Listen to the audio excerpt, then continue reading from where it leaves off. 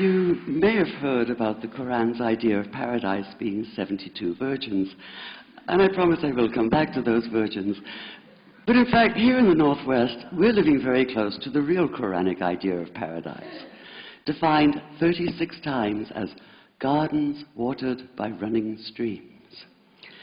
Since I live in a houseboat on the running stream of Lake Union, this makes perfect sense to me. But the thing is, how come it's news to most people? I know many well-intentioned non-Muslims who've begun reading the Quran but given up, disconcerted by its otherness. The historian Thomas Carlyle considered Muhammad one of the world's greatest heroes, yet even he called the Quran as toilsome reading as I ever undertook, a wearisome, confused jumble. Part of the problem, I think, is that we imagine that the Quran can be read as we usually read a book, as though we can curl up with it on a rainy afternoon with a bowl of popcorn within reach, as though God, and the Quran is entirely in the voice of God speaking to Muhammad, were just another author on the bestseller list. Yet the fact that so few people do actually read the Quran is precisely why it's so easy to quote. That is, to misquote. Phrases and snippets taken out of context in what I call the highlighter version, which is the one favored by both Muslim fundamentalists and anti-Muslim Islamophobes. So this past spring, as I was gearing up to begin writing a biography of Muhammad, I realized I needed to read the Quran properly as I could, that is. My Arabic's reduced by now to wielding a dictionary, so I took 4 well-known translations and decided to read them side by side, verse by verse, along with a transliteration and the original 7th century Arabic. Now, I did have an advantage. My last book was about the story behind the Shia-Sunni split, and for that I'd worked closely with the earliest Islamic histories, so I knew the events to which the Quran constantly refers, its frame of reference. I knew enough, that is, to know that I'd be a tourist in the Quran, an informed one, an experienced one even, but still an outsider, an agnostic Jew reading someone else's holy book. So I read slowly. I'd set aside 3 weeks for this project, and that, I think, is what is meant by hubris, because it turned out to be 3 months. I did resist the temptation to skip to the back where the shorter and more clearly mystical chapters are, but every time I thought I was beginning to get a handle on the Quran, that feeling of, I get it now, it'd slip away overnight, and I'd come back in the morning wondering if I wasn't lost in a strange land. And yet the terrain was very familiar.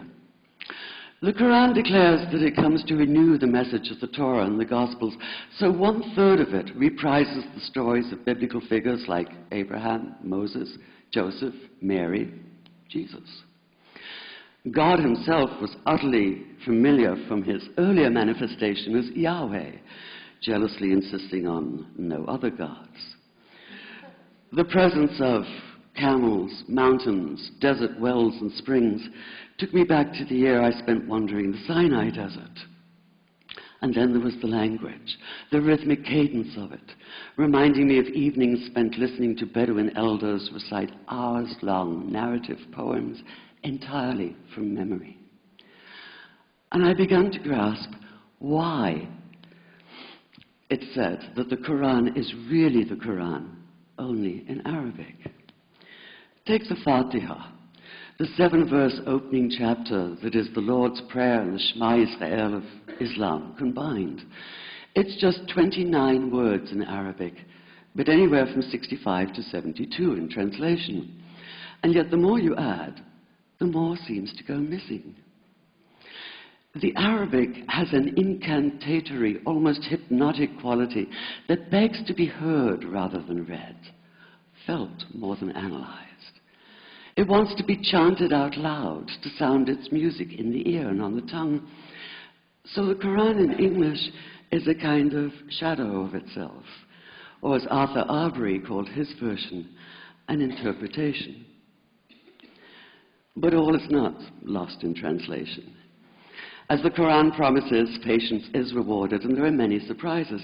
A degree of environmental awareness, for instance, and of humans as mere stewards of God's creation, unmatched in the Bible.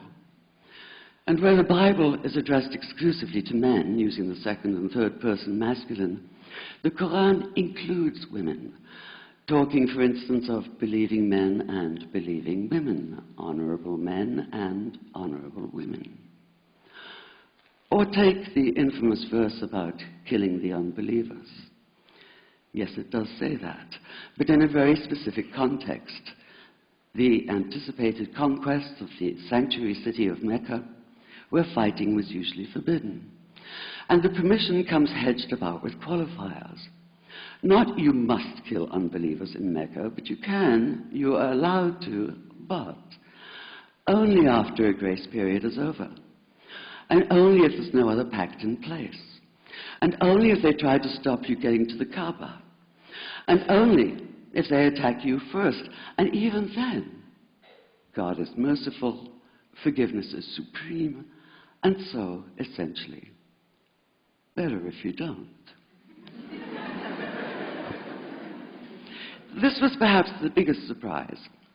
How flexible the Koran is, at least in minds that are not fundamentally inflexible. Some of these verses are definite in meaning, it says, and others are ambiguous. The perverse at heart will seek out the ambiguities, trying to create discord by pinning down meanings of their own. Only God knows the true meaning. The phrase, God is subtle, appears again and again. And indeed, the whole of the Quran is far more subtle than most of us have been led to believe, as in, for instance, that little matter of virgins and paradise. Old-fashioned Orientalism comes into play here. The word used 4 times is huris, rendered as dark-eyed maidens with swelling breasts, or as fair, high-bosomed virgins. Yet all there is in the original Arabic is that one word, huris. Not a swelling breast or high bosom in sight. Now, this may be a way of saying pure beings, like in angels, or it may be like the Greek kos, or kore, an eternal youth. But the truth is, nobody really knows, and that's the point.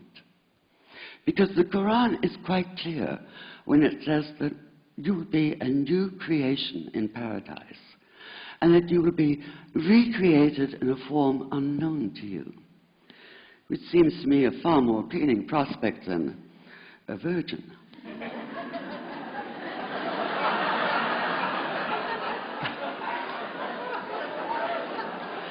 And that number 72 never appears. There are no 72 virgins in the Quran. That idea only came into being 300 years later, and most Islamic scholars see it as the equivalent of people with wings sitting on clouds and strumming harps. Paradise is quite the opposite. It's not virginity, it's fecundity, it's plenty, it's gardens watered by running streams. Thank you.